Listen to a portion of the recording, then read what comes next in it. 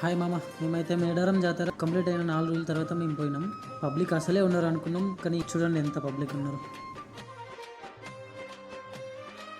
ఇంకా కూడా వెహికల్స్ వస్తూనే ఉన్నాయి, పబ్లిక్ వస్తూనే ఉన్నారు. ఇంకా ఇక్కడ దేని తీసేయలేదు, షాపులు కానీ టిఫిన్ సెంటర్లు కానీ చికెన్ సెంటర్లు కానీ అన్నీ అట్లనే ఉన్నాయి.